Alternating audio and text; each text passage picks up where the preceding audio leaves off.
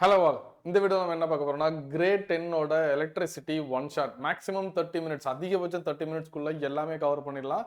But இதுவே இன்னும் கொஞ்சம் டீட்டெயிலாக கான்செப்டுவலாக வேணும் அப்படின்னா கம்மிங் 24th February போர்டு எக்ஸாமுக்கு முதல் நாள் ஈவினிங் 7:30க்கு ஒரு செஷன் இருக்கு. தட் இஸ் அந்த 1.5 செஷன்ல என்டையரா 4 சாப்டர்ஸையும் நம்ம சம்மரைஸ் பண்ணுவோம். எக்ஸாமுக்கு முதல் நாள் லாஸ்ட் மினிட் ப்ரிப்பரேஷன் அதையும் பார்த்துக்கோங்க. கீழே டிஸ்கிரிப்ஷன்ல கொடுத்துருக்க நம்பருக்கு மெசேஜ் பண்ணுங்க, நான் கண்டிப்பா உங்களோட குரூப்ல ஆட் பண்ணிடும். ஓகே, இப்போ சாப்டர் போலாம். Electricity clear. ஸோ இந்த லெசன்ல எல்லாருமே சர்க்கியூட் பார்த்து தான், தட் இஸ் சீரீஸா பேரலா அந்த எலக்ட்ரிக்கல் சர்க்கியூட் பார்த்து தான் நம்ம ரொம்ப ஒரி பண்ணுவோம். ஆனா அதை தாண்டி சில நியூமரிக்கல்ஸ் இருக்கு, ஒரு சில ரீசனிங் கொஸ்டின்ஸ் இருக்கு, அது நம்ம நல்லா புரிஞ்சுக்கணும். ஃபர்ஸ்ட் என்னன்னு பாத்தீங்கன்னா கியூங்கிறது quantisation. Q is equal to n into E. Nங்கிறது ஒரு நம்பர், அது 1-ஆ இருக்கலாம் 2-ஆ இருக்கலாம். It should be an integer, ஒரு நெட் நம்பரா தான் இருக்க முடியுமே தவிர ஒரு நாளும் டெசிமல்ல அது இருக்க வாய்ப்பே இல்லை. பிகாஸ் ஒருத்தட்ட இருந்து நான் எலக்ட்ரானை ஷேர் பண்றேன் அப்படின்னா ஒரு முழு எலக்ட்ரானை தான் நான் வாங்க முடியுமே தவிர பாதி எலக்ட்ரானும் உடச்செல்லாம் கொடுக்க முடியாது. ரீசன் அதுதான். Clear. Q is equal to Ne. Then current என்னன்னு பாத்தீங்கன்னா I is equal to Q by T. இந்த லெசன்ல டைமை வச்சு பெருசா ஒன்றும் ட்விஸ்டடா கொஸ்டின் வராது. ஸோ நார்மலா கியூபைடியில் அப்படியே இதெல்லாம் கேட்டாங்க அப்படின்னா அதெல்லாம் ரொம்ப ஓல்டு மாடல் கொஸ்டின். பட் இருந்தாலும் நம்ம இந்த ஈஸியான கொஸ்டினுக்கு நம்ம ரெடியா இருப்போம். ஸோ இந்த கியூ என்ன எழுதலாம் அப்படின்னு பார்த்தீங்கன்னா NE/T. ஓகேவா? கரண்டோட யூனிட் என்ன அப்படின்னு பார்த்தீங்கன்னா ஆம்பியர். யூனிட்டை நீங்க சிம்பிள்ல போட்டீங்க, எஸ்ஐ யூனிட்ல போட்டீங்கன்னா கேபிட்டல் ஏ போடணும். ஃபுல்லா எழுதுனீங்கன்னா ஸ்மால் லெட்டர் தான் எழுதணும். இந்த மாதிரி குட்டி குட்டி விஷயம் கூட உங்களுக்கு ஒன் வேர்ட்ல வரலாம். Yes, I is equal to Q/T is equal to NE/T. நிறைய பேர் கரண்ட் வெக்டர் குவான்டிட்டி நினைச்சிட்டு இருக்காங்க. கண்டிப்பா கிடையாது. Current scalar quantity. அது கரண்ட் ஏன் ஸ்கேலர் குவான்டிட்டி அப்படிங்கிறது நம்ம அடுத்த கிளாஸ்ல February 24ல கான்செப்சுவல் கொஸ்டின்ல பார்ப்போம். I is equal to N/T. ஒரு கன்வென்ஷனல் கரண்ட் அப்படிங்கிறது என்ன? பாசிட்டிவ்ல இருந்து நெகட்டிவ்க்கு போகணும். அதுதான். புரியுதா? சிம்பிளா பாசிட்டிவ் டு நெகட்டிவ். எலக்ட்ரான்ஸ் எங்கிட்ட டிராவல் ஆகும்னு பாத்தீங்கன்னா நெகட்டிவ்ல இருந்து பாசிட்டிவ்க்கு டிராவல் ஆவாங்க. This is very fundamental question concept. அடுத்தது என்னன்னு பாத்தீங்கன்னா பொட்டன்ஷியல். ஸோ இதுல இன்னும் கொஞ்சம் டீட்டெயிலா பார்க்கணும்னா MA small MA milli ampere, இது போட்டோம்னா மியூ மைக்ரோ ஆம்பியர். இப்படி கரண்டோட மேக்னிடியூட் அப்படின்னு சொல்லலாம் பக்கா. ஸோ பாசிட்டிவ் டு நெகட்டிவ், இது பேர் கன்வென்ஷனல் கரண்ட். ஆரோமா இருக்கிறதுனால நீங்க இது ஒரு நாள் வெக்டர்னு நினைச்சிடக்கூடாது. It is scalar quantity. அடுத்தது இந்த பொட்டன்ஷியல்னா என்னன்னு கேட்டா நிறைய பேர் ஒர்க் டன் பை சார்ஜ் அப்படிம்பாங்க. இதெல்லாம் ரொம்ப இம்பார்ட்டன்ட் பேசிக். 12th வந்தோம், இதை கரெக்டான மெத்தட்ல படிச்சாதான் 12th நமக்கு பேசிக் புரியும். W அது V is equal to W/Q-வா? எப்படி படிக்கணும்னா 1 கூலுமுக்கு நீங்க 5 ஜூல் கொடுத்தா அவங்களுக்கு பேரு 5 வோல்ட். நான் தான் கொடுக்குற எனர்ஜியை யாருக்கு? 1 கூலுமுக்கு. அந்த 1 கூலுமுக்கு நான் எனர்ஜி எப்படி கொடுக்குறேன்? Through in terms of chemical energy, battery chemical energy. புரியுதா? நான் கொடுத்ததுனால தான் அந்த எனர்ஜி எடுத்து அந்த 1 கூலும் சர்க்கியூட்ல டிராவல் ஆகுறாங்க. அது பேரு 5 வோல்ட். இந்த 5 வோல்ட்டுங்கிறது பொட்டன்ஷியல் டிஃபரன்ஸ். அதை நல்லா புரிஞ்சுக்கணும். டிஃபரன்ஸ்னா என்னன்னா ஒரு பேட்டரி இருக்கு. நார்மலா நமக்கு ரிமோட் போடுற செல் எடுத்துப்போம். ரிமோட்டுக்கு போற செல் வந்துட்டு 1.5 வோல்ட். ஓகேவா? இன்னொரு இன்ட்ரெஸ்டிங்கான விஷயம் தெரியுமா? அது எவரிடே பேட்டரி அப்படின்னு சொல்லுவாங்க. அதை அப்படி சொல்லக்கூடாது. அது எவரிடே பேட்டரி கிடையாது, எவர் ரெடி பேட்டரி. அது ஸ்பெல்லிங் வேணா செக் பண்ணி பாருங்க. இது ஒரு பாசிட்டிவ் நெகட்டிவா? இப்போ இது 6 வோல்ட் வச்சுப்போம். இது 12 வோல்ட். இல்ல 3 வோல்ட் வச்சுக்கலாமா? 3 வோல்ட். Yes, 3 volt. அப்போ what is the potential difference? The final answer is 3 volt. யூஸ்வலா ரிமோட்டுக்கு போறது 1.5 பேட்டரி. அப்ப அது ஒரு 4.5 வோல்ட் அந்த டெர்மினல் வச்சுக்கலாம். இதை வந்து 3 வோல்ட் வச்சுக்கலாம். டிஃபரன்ஸ் எவ்வளோ? 4.5. ஸோ 5 வோல்ட் அப்படின்னா 5 0-வா இருக்கலாம், 15 10-ஆ இருக்கலாம், இல்ல 20 15-ஆ இருக்கலாம். 5 வோல்ட்டுங்கிறது எப்படி வேணா இருக்கலாம். டிஃபரன்ஸ் இவ்வளவு இருக்கணும். So potential is equal to W/Q, work done by சார்ஜ்னு சொல்றதை தாண்டி நல்ல ஒரு பிசிக்ஸ் ஃபீல் எப்ப கிடைக்கும்னா 1 கூலமுக்கு 5 ஜூல் கொடுத்தா 5 வோல்ட், 4 கூலமுக்கு 40 ஜூல் கொடுத்தா அதுக்கு பேரு 10 வோல்ட். புரிஞ்சிருக்குன்னு நினைக்கிறேன். அடுத்தது போலாமா? எஸ். அடுத்தது ரெசிஸ்டன்ஸ். ஒண்டர்ஃபுல்லான ஒரு கொஸ்டின் இருக்கு. ஸோ அடுத்த கிளாஸ்ல இது இப்போ சர்ஃபேஸ்ல பார்த்துருவோம். சர்ஃபேஸ்னா ஒரு ஒன் ஷாட் மாதிரி. ஓகேவா? டீப்பான கொஸ்டின்ஸ் அன்னைக்கு போவோம். ஃபர்ஸ்ட் இதை முடிச்சுக்கலாம், அப்பதான் நமக்கு அடுத்தது புரியும். சீரீஸ்ல கரண்ட் ஏன் சேம், பேரலல்ல பொட்டன்ஷியல் ஏன் சேம், சீரீஸ்ல கரண்ட் ஏன் சேம்னு நான் கொஸ்டின் கேட்டோம்னா இல்லாட்டி ஃபர்ஸ்ட் ரெசிஸ்டன்ஸோட ரோல் என்னன்னு கேட்டா இட் அப்போஸ் த கரண்ட் பசங்க சொல்லுவாங்க. சரியா? இட் அப்போஸ் த கரண்ட் அப்படின்னு பசங்க சொல்லுவாங்க. ரெசிஸ்டன்ஸ் என்னன்னு கேட்டா ரெசிஸ்ட் த ஃப்ளோ ஆஃப் கரண்ட்பாங்க. சரி, ஓகே. நான் ரெசிஸ்டன்ஸ் சொல்றது முன்னாடி இந்த கொஸ்டினை கேட்கிறேன், அப்பதான் உங்களுக்கு கியூரியாசிட்டி ஜென்ரேட் ஆகும். ஓகே, இது 2 ஓம், இது 4 ஓம், இது 6 ஓம் சார். பக்கா. சீரீஸ்ல யார் சார் சேம்? Current same. கண்டிப்பா அதுல டவுட்டே வேண்டாம். பசங்க அது ஆன்சர் பண்ணுவாங்க. கிளாஸ்ல சீரீஸ்ல யார் சேம்னா சார் சீரீஸ்ல கரண்ட் சேம்பாங்க. ஓகே ரெசிஸ்டன்ஸ்னா என்னன்னு கேட்டா resist the flow of current சொல்லுவாங்க. ரெண்டு ஆன்சருமே கரெக்ட் தான், நான் இல்லைன்னு சொல்லலாம். ஆனா resistance resist the flow of கரண்ட்னா உள்ள போற கரண்ட் நாங்க குறைய தானே செய்யணும். ஃபார் எக்ஸாம்பிள் 5 ஆம்ஸ், இந்த 5 ஆம்ஸ் 2 ஆம்ஸ் கொஞ்சம் குறைச்சி இங்க கொடுக்கணும், அந்த கரண்ட்டை 4 ஆம்ஸ் குறைச்சி இன்னும் இங்க கொடுக்கணும். அப்போ ரெசிஸ்டன்ஸ்னா resist the flow of current நம்ம ஏன் சொல்றோம்? அந்த ஸ்டேட்மெண்ட் தப்பா இல்ல எதனால அப்படி சொல்லிட்டு இந்த பாராமீட்டர் நடக்குது அப்படிங்கிறத நம்ம பயங்கரமா புரிஞ்சுட்டோம்னா சப்ஜெக்ட்ல செம கான்ஃபிடன்ட் ஆயிடலாம். இப்போ முதல்ல ரெசிஸ்டன்ஸ்னா என்னன்னு பார்ப்போம்.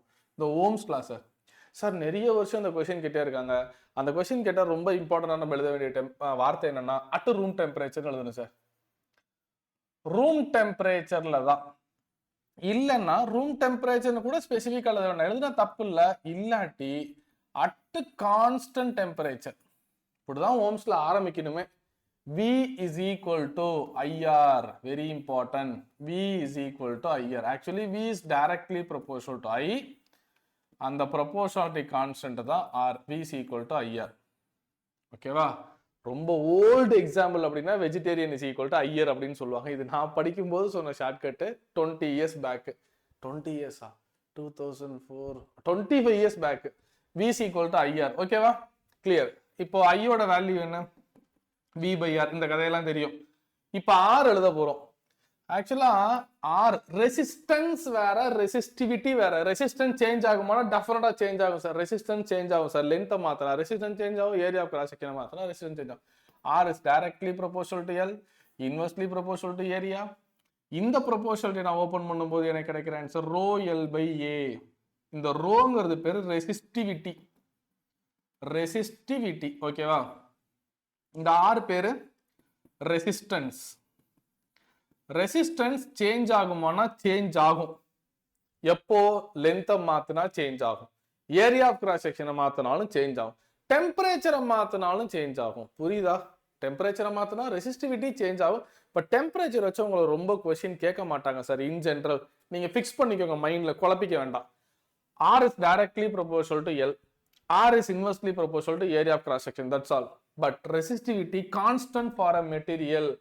அட்வான்ஸா கொஸ்டின் கேட்டாங்கன்னா தெரிஞ்சுக்கோங்க, ரெசிஸ்டிவிட்டி கான்ஸ்டன்டா இருக்கும். எப்ப வரைக்கும் கான்ஸ்டன்டா இருப்பாங்கன்னு கேட்டா டெம்பரேச்சர் கான்ஸ்டன்டா இருக்கிற வரைக்கும் தான் ரெசிஸ்டிவிட்டி கான்ஸ்டன்டா இருப்பாங்க. டெம்பரேச்சரை மாத்துனீங்கன்னா ரெசிஸ்டிவிட்டி மாறிடுவாங்க. ஆனா 10th பொறுத்த வரைக்கும் டெம்பரேச்சரை மாத்தி கொஸ்டின் கேட்க மாட்டாங்க, பெரிய லெவல்ல கேட்க மாட்டாங்க. Okay super. இதை கண்டுபிடிச்சது ஓம். ஓம் ஓகேவா? இதான் சிம்பிள். இப்போ ரெசிஸ்டிவிட்டி யூனிட் என்னன்னு பார்த்துருவோம். Ohm is equal to resistivity metre by metre square. Metre metre cancel, then resistivity is equal to ohm metre. Sir இவ்வளவுதான் சார், உண்மையாலுமே டீட்டெயிலாக படிச்சாலும் இவ்வளவுதான். கொஸ்டின் எப்படி வரும்? ஏரியா ஆஃப் கிராஸ் செக்ஷன் வந்து கேக்கு மாதிரி ஆர்லாம் கொடுக்க மாட்டாங்க, இப்பெல்லாம் அப்படி கொடுக்கறது கிடையாது. பை ஆர் ஸ்கொயர் அப்படிலாம் இல்லை, டயமீட்டரை மாற்றுவாங்க. டயமீட்டர் எடுத்து நம்ம திருப்பி போடும்போது கொஞ்சம் கன்ஃபியூஸ் ஆகும். அப்புறம் வயரை ஸ்ட்ரெச் பண்ணுறோன்னு சொல்லுவாங்க. இந்த பெண்ணை நான் இப்படி ஸ்ட்ரெச் பண்ண என்ன ஆகும்? பெண்ணை எப்படி ஸ்ட்ரெச் பண்ண திக்னஸ் குறையுமா? கண்டிப்பா. பட் ப்ராப்ளம்ல நம்ம ரொம்ப கான்சியஸா இருக்கணும். வால்யூமை கான்ஸ்டன்டா எடுத்துக்கலாம், டென்சிட்டி வச்சு ஒர்க் பண்ணலாம், மாஸ் வச்சு ஒர்க் பண்ணலாம், இதெல்லாம் ப்ராப்ளம்ஸ்ல கேட்பாங்க. ஸோ ஏங்கிறத நீங்க பையார் ஸ்கொயர், காமனா பையார் ஸ்கொயர் தான். ஏன்னா ஒரு ஒயருங்கிறது ஒரு சிலிண்ட்ரிக்கல் ஷேப்ல இருக்கும், அதோட கிராஸ் செக்ஷன் நம்ம பையார் ஸ்கொயர் தான் எடுப்போம். புரிஞ்சுதா? அடுத்தது போலாம். சரி, இப்போ இதோட சிம்பிள் என்ன? சிம்பிள்லாம் பார்த்துக்கணும் சார். இது ஓப்பன் கீ, இது க்ளோஸ்டு கீ, இது பல்பு. இப்படி போட்டா பல்பு எரிஞ்சிட்டு இருக்குன்னு அர்த்தம். இது ரெசிஸ்டன்ஸ், இது வேரியபிள் ரெசிஸ்டன்ஸ், இது வேரியபிள் ரெசிஸ்டன்ஸ் தான் ரியோஸ்டாட்னு சொல்லுவோம். வேற என்ன இருக்கு? இது பேரு டேப் கீ, ஓப்பன்ல இருக்குது. இது க்ளோஸ்டு கீ, பெட்டர் இதை யூஸ் பண்ணா ரிச்சா இருக்கும். ஏ போட்டு ஒரு ரவுண்டு போட்டா அம்மீட்டர், வி போட்டு ஒரு ரவுண்டு போட்டா வோல்ட் மீட்டர். வேற என்ன சார் இருக்கு? இப்படி எடுத்துட்டு வந்தா டச் ஆயிருக்குன்னு அர்த்தம், இப்படி எடுத்துட்டு வந்தா டச் ஆகலன்னு அர்த்தம். ஓகே, டச் ஆகலன்னு அர்த்தம். கிளியரா? எவ்வளவு நிமிஷம் ஆயிருக்கு? 9 நிமிஷம் தான் இருக்கு. 9 நிமிஷத்துக்கு கிட்டத்தட்ட பாதி லெசன் முடிச்ச மாதிரி. Okay fine super. வேற வேற வேற வேற எல்லாமே சொல்லியாச்சுன்னு நினைக்கிறேன் ஆல்மோஸ்ட். இப்படி போட்டா இது போட்டா செல்லு, நிறைய போட்டா பேட்டரி. கரெக்டா? பேட்டரி ஒரு பெரிய லைன் ஒரு சின்ன line, combination of cell is nothing but battery. வேற ஒன்றும் இல்லை sir. Resistance, flow of current arrow மார்க்கில் ரெப்ரசன்ட் பண்ணுவோம். But current sir scalar quantity, easy. 10th எல்லாம் சுவிங்கம் சாப்பிட்ற மாதிரி சார், செம ஈஸியாக முடிச்சுட்டு போயிடலாம். 11th உள்ள போன பிறகுதான் தெரியும் 10th எவ்வளவோ பரவாயில்ல அப்படின்னு. அதனால முதல்ல ஈஸின்னு நினைச்சு படிங்க, பாசிட்டிவான மைண்ட் செட்டுக்கு வாங்க. இப்போ நம்ம ரெசிஸ்டன்ஸ் எடுத்துக்கலாம். பக்கா R1 R2 R3 இதை சீரீஸ்ல கொடுத்துருக்கேன். R1 R2 R3 பேசுற வார்த்தைக்கு ரொம்ப இம்பார்ட்டன்ஸ் கொடுங்க. சீரீஸ்ல கரண்ட் சேம். கான்செப்சுவல் கொஸ்டின் வரும்போது உங்களுக்கு இன்னும் சூப்பரா புரியும். ப்ராப்ளம் என்னைக்கு போடுறோமோ அன்னைக்கு தான் சப்ஜெக்ட் நல்லா பயங்கரமா மைண்ட்ல ஏறும். ஆனா ப்ராப்ளம் போறதுக்கு முன்னாடி சில கான்செப்ட்ல கிளியரா இருக்கணும். புரியுதா? R1 R2 R3 இவங்க என்ன காம்போல இருக்காங்கன்னா சீரீஸ் காம்போல இருக்காங்க. பக்கா நல்லா புரிஞ்சுக்கோங்க. டெரிவேஷன் ஸ்டார்ட் பண்ணா ரொம்ப ஈஸியா சொல்லித்தரேன். எந்த பெராமீட்டர் சேஞ்ச் ஆகுதோ அந்த பெராமீட்டரை வச்சு தான் டெரிவேஷன் ஸ்டார்ட் பண்ணணும். இந்த ஸ்டேட்மெண்ட்டை மைண்ட்ல வச்சுக்கோங்க. 12th வரைக்கும் இது உங்களுக்கு யூஸ் ஆகும். எந்த பெராமீட்டர் சேஞ்ச் ஆகுதோ அந்த பெராமீட்டரை வச்சு தான் டெரிவேஷன் ஸ்டார்ட் பண்ணணும். இதுல யாரு சேம்னு சொல்றேன்? கரண்ட் சேம்னு சொல்லிட்டேன். யாரு வேரி ஆவாங்க? R1ல பொட்டன்ஷியல் டிஃபரன்ஸ் வேற சார், V1 சார். R2ல பொட்டன்ஷியல் டிஃபரன்ஸ் வேற சார், V2 சார். R3ல பொட்டன்ஷியல் டிஃபரன்ஸ் வேற, V3. ஞாபகம் வச்சுக்கோங்க, அம்மீட்டரை சீரீஸ்ல தான் கொடுக்கணும். ஓகே, சூப்பரா கொடுத்தாச்சு, சீரீஸ்ல கொடுத்தாச்சு. அம்மீட்டர் என்ன பண்ணும்? Ammeter is to measure net current in the circuit. ஞாபகம் வச்சுக்கோங்க, அம்மீட்டரை சீரீஸ்ல தான் கொடுக்கணும், வோல்ட் மீட்டரை பேரல தான் கொடுக்கணும். ஒரு நல்ல அம்மீட்டர் சீரீஸ்ல தான் இருக்கணும். நல்ல அம்மீட்டர் ரெசிஸ்டன்ஸ் ஜீரோவா இருக்கணும். அம்மீட்டர் எங்க இருக்கணும்? சீரீஸ்ல. ஒரு குட் அம்மீட்டர் எப்படி இருக்கும்? Zero resistance. ஒரு good voltmeter infinity resistance. Voltmeter தனக்குள்ள எந்த கரண்ட்டையும் இறங்குறதுக்கு அலோ பண்ண கூடாது. கரண்ட் எப்போ உள்ள போகாது? அவங்க கிட்ட ரெசிஸ்டன்ஸ் இன்ஃபினிட்டியா இருந்தா தான் போகாது. கரண்ட் ரெசிஸ்டன்ஸ் உள்ள பார்த்து சூஸ் பண்ணாது. சுத்தமா போகாதுன்னு அர்த்தம் ஏகப்பட்ட ரெசிஸ்டன்ஸ் இருக்காங்கன்னு அர்த்தம். So good volt metre should have infinity resistance, infinite resistance. A good ammeter should have zero resistance. பக்கா கான்செப்சுவல் கொஸ்டின். இதெல்லாம் புரிஞ்சாதான் அது புரியும். இங்க யாரு வேரி ஆகுறாங்க? பொட்டன்ஷியல் டிஃபரன்ஸ் தான் வேரி ஆகுறாங்க. எது வேரி ஆகுறாங்களோ அதை வச்சு தான் டெரிவேஷன் ஸ்டார்ட் பண்றீங்க. V net is equal to V1 plus V2 plus V3. பக்கா? Yes sir. I நெட்னு போடக்கூடாது. ஏன்? அதான் கரண்ட் சேம் ஆச்சே. So IR net easy. IR1 இதுக்குள்ள போற கரண்ட் I, அதோட resistance R1. V1 is equal to IR1. ஓம்ஸ்ல எழுதுறேன். V is equal to IR, V is equal to IR, V is equal to IR. V1 is equal to IR1 plus இது மட்டும் தான் நான் சொல்லுவேன். இதெல்லாம் கோரஸா கிளாஸ்ல பசங்களே சொல்லுவானுங்க. IR2 IR3 ஐய காமன் எடுத்து கேன்சல் பண்ணிடலாமா? அப்ப பேலன்ஸ் இருக்கிறது என்ன அர்த்தம்? R net. R netனா net resistance, effective resistance in series. இந்த எஃபெக்டிவ் ரெசிஸ்டன்ஸ்ங்கிற வேர்ட் எல்லாம் பேப்பர் ரிச்சா காமிக்கும் உங்களுக்கு. நல்லா படிச்சு டெக்னிக்கலா எழுதின பையன் பேப்பர் மாதிரி இருக்கும். R1 R2 R3. ஓகே, முடிஞ்சது சார். இம்பார்ட்டண்டா ஞாபகம் வச்சுக்க வேண்டியது, நியூமரிக்கல்ஸுக்கு நீங்க சொல்ற ஒரு கோர் கண்டென்ட் என்ன சார் அப்படின்னா, சீரீஸ்ல கரண்ட் சேமா இருப்பாங்க. எழுதிடுவோமா? எழுதிடுவோமா? சீரீஸ்ல யாரு சேம்? சீரீஸ்ல கரண்ட் சேம். சீரீஸ்ல யாரு வேரி ஆவாங்க? Potential difference vary. சூப்பர்ல, சேஞ்ச் வேரி. இது மட்டும் ஞாபகம் வச்சுட்டீங்கன்னா நியூமரிக்கல்ஸ் போட்டுடலாம். ஆக்சுவலா டீச்சர்ஸ் வந்து நீங்க இதை தான் கத்துக்கணும். அதுக்கப்புறம் you have to investigate on your own, then you can solve the problem. ஒரு ப்ராப்ளம் நீங்க இன்வெஸ்டிகேட் பண்ணி என்னைக்கு கத்துக்குறீங்களோ அடுத்த ப்ராப்ளம் அந்த கியூரியாசிட்டியில அந்த பிசிக்ஸோட ஃபிளேவரை நீங்க டேஸ்ட் பண்ணி கண்டிப்பா ப்ரொசீட் பண்ண ஆரம்பிச்சிருவீங்க. கான்செப்ட் இஸ் த கிங், மறந்துடாதீங்க. அதை சூப்பரா புரிஞ்சுக்கணும். இந்த ரெண்டு ஸ்டேட்மெண்ட் என்னைக்குமே டீச்சர்ஸ் எழுதுறதை விட பேசுற பிசிக்ஸுக்கு நீங்க பயங்கரமா இம்பார்ட்டன்ஸ் கொடுக்கணும். ஞாபகம் வச்சுக்கோங்க, 12th இது ரொம்ப ரொம்ப இம்பார்ட்டன்ட். ஸோ சீரீஸ் முடிச்சிட்டோம். அடுத்தது பேரல் பார்க்க போறோம். சீரீஸ்ல current same, potential difference vary ஆகுது. இது ஏன் அப்படிங்கறது நம்ம கண்டிப்பா அன்னைக்கு கிளாஸ்ல பார்ப்போம் சார். அன்னைக்கும் மறக்காம அட்டன் பண்ணுங்க. இந்த கிளாஸ் பிடிச்சதுன்னா லைக் பண்ணுங்க, ஷேர் பண்ணுங்க, சப்ஸ்கிரைப் பண்ணுங்க, கமெண்ட் பண்ணுங்க. கடைசியா என்ன இப்படி சொல்ல வச்சுட்டீங்களா? அடுத்தது R1 R2 R3. ஓகேவா? செல் பேட்டரி சொல்லக்கூடாது. செல் பிளஸ் மைனஸ் கரண்ட் டிராவல் ஆகுறாங்க. ஓகே, இப்படியே கரண்ட் வந்து இங்க இருந்து யோசிக்கிறாங்க. அந்த கரண்ட்டுக்கு 3 பாத் இருக்கு. R1 வழியா கொஞ்சம் போகும், R2 வழியா கொஞ்சம் போகும், R3 வழியா போகும். எது அதிகமான ரெசிஸ்டன்ஸ் இருக்கோ அங்க கம்மியான கரண்ட் தான் போகும். ரெசிஸ்டன்ஸுக்கும் கரண்ட்டுக்கும் ஆகவே ஆகாது. அதிகமான ரெசிஸ்டன்ஸ்ல கம்மி கரண்ட் தான் போகும். சோ கரண்ட் ஸ்பிளிட் ஆக போகுது. I1 பக்கா, I2 சூப்பர், I3 பேரலல்ல யாரு, இப்ப 2 லைன் போட்டா பேரலல் அர்த்தம். இதுல யாரு சேமா இருப்பாங்க, பொட்டன்ஷியல் டிஃபரன்ஸ். யாரு வேரி ஆவாங்க, கரண்ட் வேரி ஆவாங்க. ஓகே, எது வேரி ஆகுறாங்களோ டெரிவேஷன் அதை வச்சுதான் ஸ்டார்ட் பண்ணணும். அப்ப வேரி ஆகிறத வச்சுதான் ஸ்டார்ட் பண்றேன். I net is equal to I1 plus I2 plus I3. Ohm's law கிட்டத்தட்ட லெசனே முடிஞ்சது சார். இன்னும் ஒரே ஒரு ஈக்குவேஷன் தான் sir. V is equal to IR, V is equal to IR, I is equal to V by R. V நெட்டுன்னு போடக்கூடாது sir, because voltage same. V by R1, V by R2, V by R3. இப்ப வீடியோவே பார்த்துட்டு இருந்தாலும் virtual லேர்னிங்ல இருந்தாலும் யார் இப்ப இதை ரெண்டையும் வாயை திறந்து சொன்னோனோ அவன் தான் சப்ஜெக்ட் கூட கனெக்ட் ஆயிருக்கான்னு அர்த்தம். என்னைக்கு நீங்க எமோஷனா சப்ஜெக்ட் அப்ரோச் பண்றீங்களோ அன்னைக்கு வாயை திறந்து பேச ஆரம்பிச்சிருவீங்க.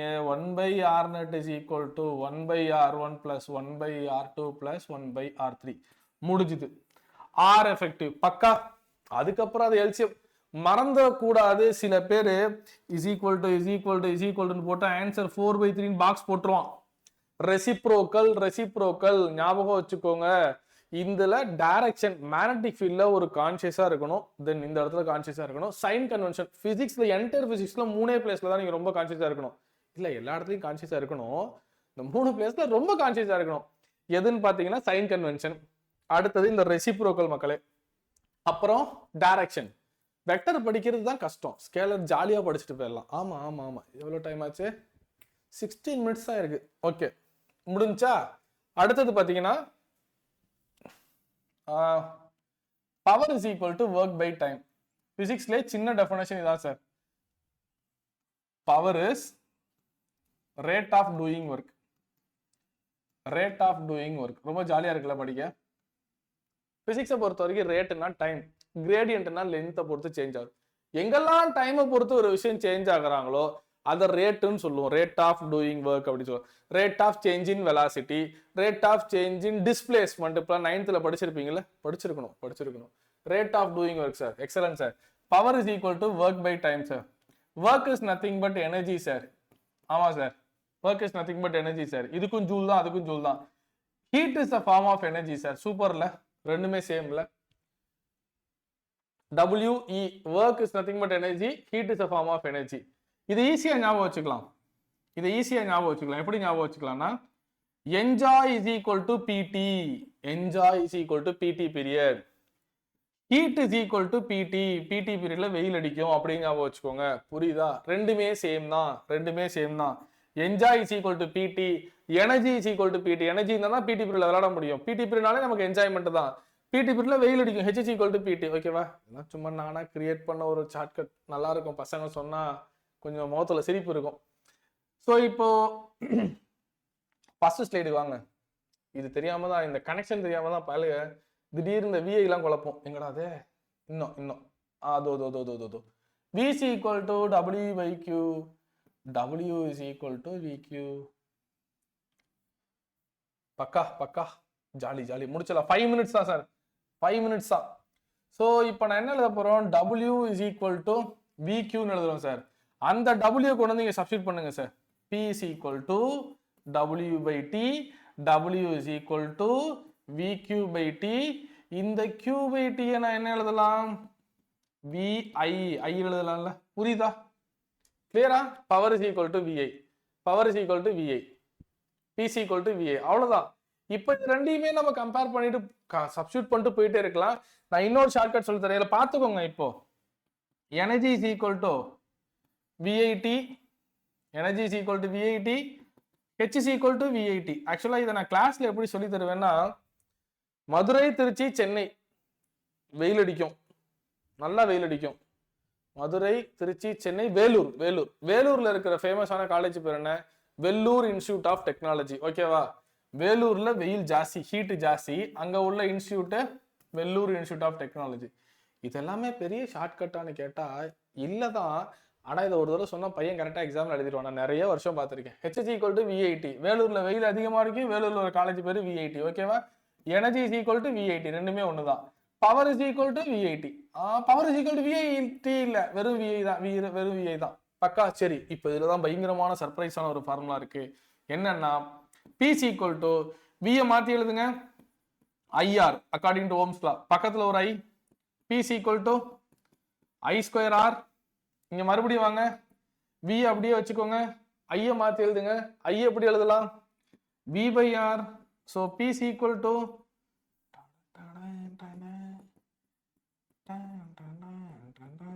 V square by R. இதை எங்க யூஸ் பண்ணோம்? இதை சீரீஸ்ல தான் யூஸ் பண்ணோம். இதை எங்க யூஸ் பண்ணோம்? இது பேரலா தான் யூஸ் பண்ணோம். ஏன் சீரீஸ்ல யூஸ் பண்ணோம்? கரண்ட் சேமா இருக்கறனால சீரீஸ்ல தான் யூஸ் பண்ணோம்.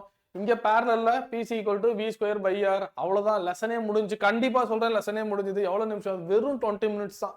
20 மினிட்ஸ் தான் நீங்க படிச்சது எல்லாமே சமரைஸ் பண்ணியாச்சு. இபி பில்லு பே பண்ற ப்ராப்ளம், கரண்ட் பில்லு பே பண்ற ப்ராப்ளம். நீங்க என்ன ஞாபகம் வச்சுக்கணும்னா, நீங்க எதுக்கு கரண்ட் பில் கட்டுறீங்கன்னா எனர்ஜிக்கு தான் கரண்ட் பில் கட்டுறீங்க.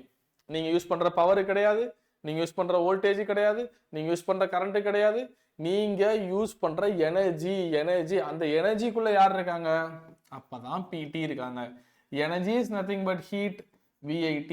புரியுதா? இப்படி ஞாபகம் வச்சுக்கிட்டாதான் எனர்ஜியை கண்டுபிடிச்சு அதோட பைசாவை மல்டிப்ளை பண்ணுவீங்க. Very important. அதனாலதான் கரண்ட் பில், எனர்ஜிக்கு தான் நம்ம கரண்ட் பில் கட்டுறோம். பக்கா சரி. இப்போ 1 kilo what are W capital 1 kilo what are பக்கா இஸ் ஈக்குவல் டு 1 யூனிட். பாருங்களேன், இந்த கிலோ வாட்டுங்கிறது யாரு? பவர். ஆருங்கிறது T. இப்ப புரிஞ்சுக்கணும்னு நினைக்கிறேன். எது கரண்ட் பில் கட்டுறோம்? PT. EC equal to PT. எனர்ஜிக்கு தான் கரண்ட் பில் கட்டுறோம். 1 kilowatt is equal to 1 unit. அப்போ 500 kilowatt. 1 unit எவ்வளோ? 3 rupees கொடுப்பாங்க. அப்போ 500 kilowatt, இதுதான் 3 rupees. முன்னாடி எவ்வளோ இருக்கு? 500, which is equal to 1500 rupees.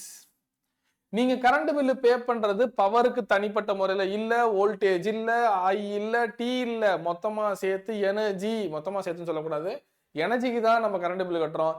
அந்த எனர்ஜி தான் இந்த வாட் அவர். இந்த 1 கிலோ வாட் அவர் தான் நான் 1 யூனிட் எடுத்துக்கிறேன். ஸோ நான் எவ்வளோ கிலோ வாட் அவர், எவ்வளோ யூனிட் கரண்ட் வாங்குறேன், சார் கரண்ட்னு சொல்லிட்டேன், எனர்ஜியை இபில இருந்து எடுக்கிறேங்கிறதுக்கு தான் நான் இபி பில் பே பண்றேன். ஸோ கண்டிப்பா லெசன்ல இதுக்கு மேல ஒண்ணுமே இல்லை. சில பேசிக்ஸ் பயங்கரமா இருக்கும். அம்மீட்டர் சீரீஸ்ல தான் கொடுக்கணும், வோல்ட்மீட்டர் பேரல தான் கொடுக்கணும், good ammeter should have zero resistance, good voltmeter should have infinite resistance. சீரீஸ்ல கரண்ட் சேமா இருக்கும், பேரலல்ல பொட்டன்ஷியல் சேமா இருக்கும். EC equal to PT, H is equal to VIT, இப்படிலாம் இருக்கும். புரிஞ்சுதா? கிளியர்? லெசன் கண்டிப்பா அவ்வளவுதான். நீங்க எந்த பேஜ்ல எடுங்க, நான் சொன்ன பிசிக்ஸ் இருக்கும். கீப் ஆன் வாட்சிங். கண்டிப்பா அந்த கிளாஸ் மிஸ் பண்ணாதீங்க, ஒண்டர்ஃபுல்லா இருக்கும். நிறைய கான்செப்சுவலான நியூமரிக்கல்ஸ்லாம் போடும். இந்த வீடியோ பார்த்தா கண்டிப்பா வாங்க. டைம் வந்துட்டு 7:30 PM. Date 24 February 2006. டிஸ்கிரிப்ஷன்ல ஒரு நம்பர் இருக்கும், மொபைல் நம்பர். அந்த நம்பருக்கு ஒரு மெசேஜ் போடுங்க, உங்க நேம், ஸ்கூல் நேம், டிஸ்ட்ரிக்டோட மெசேஜ் போடுங்க. டெஃபினட்டா நான் ஒரு குரூப்ல ஆட் பண்ணிடுவேன். அடுத்த 11th 12th நீங்க அதே குரூப்ல இருக்கலாம். உங்களுக்கு நிறைய கிளாஸஸ் கொடுப்போம், வீக்கெண்ட் கிளாஸஸ்லாம் கொடுப்போம். மிஸ் பண்ணாதீங்க, உங்க ஃப்ரெண்ட்ஸுக்கு ஷேர் பண்ணுங்க. கீப் ஆன் வாட்சிங். All the best for your exam.